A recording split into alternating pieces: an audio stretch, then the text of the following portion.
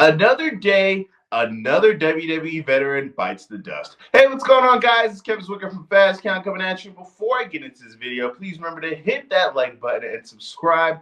Done are the days of WWE lifers under TKO.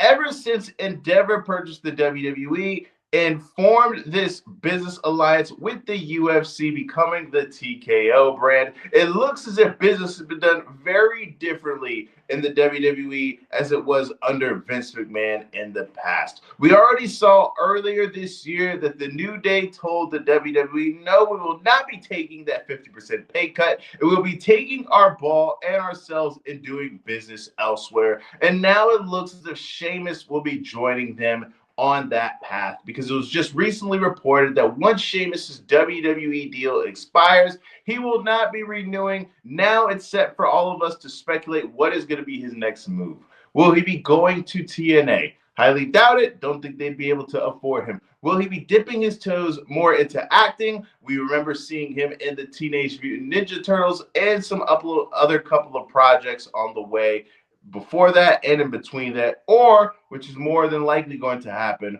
will we be seeing him make his debut in AEW alongside the New Day, allegedly? Now, what's interesting to me when we start speculating and thinking about the matchups that he could be involved with if he does join AEW, matches with Samoa Joe, Eddie Kingston, Mark Davis, Jake Doyle, potentially reuniting with Claudio and forming the Bar again, or joining the Death Riders. All of those things salivate, and really get the wrestling nerds' juices flowing, right?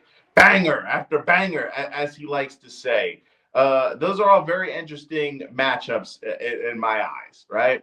But once we take a minute to look back at his WWE career, this is a guy who has played many different roles in the WWE. He has had curtain jerker matches. He's main evented. He's been in the mid card. He has pretty much been in every position that WWE has to offer. He is one title away from being a Grand Slam champion, the IC title, the title that he was campaigning to win over the last couple of years, really emphasizing how important it was for him to win that IC title. It looks as if that will not be happening anymore. The chances of that are just basically been blown to smithereens, which is unfortunate. And this is a guy who, like I said a couple of years ago, if you would have said to anybody, hey, there's going to be a day where Sheamus is going to be wrestling and it's not going to be with WWE, you'd be like, whoa, why is that? It's just, like I said, business is done very differently now under TKO. WWE lifers aren't a thing. Legends deals will probably look a lot different in the next couple of years. It's just the way that company is ran now. And, there's a couple other guys in my mind who I think should probably have their head on a swivel unless they're willing to take these pay cuts. And I don't want to speculate because I don't want to put that negativity in the air.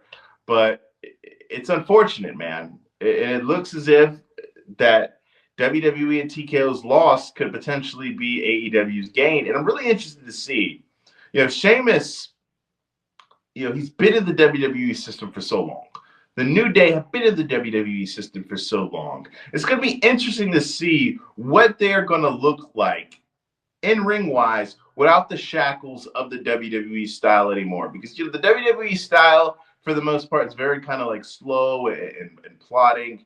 And with AEW, it's more like balls to the wall. So it's going to be interesting for me to see what these guys are going to look like, with just being completely free to, do whatever they want to do.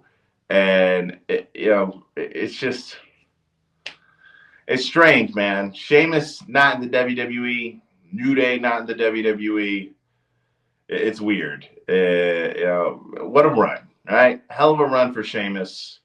I'm glad that he wasn't, released and he's able to at least leave on his own terms for the most part.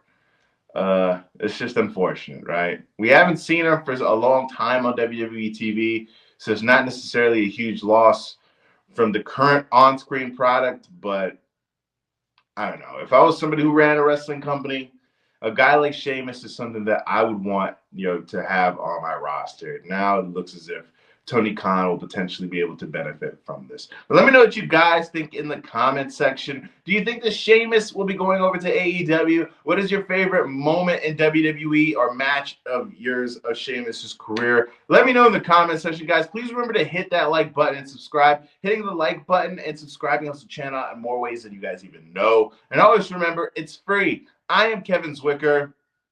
Go Knicks.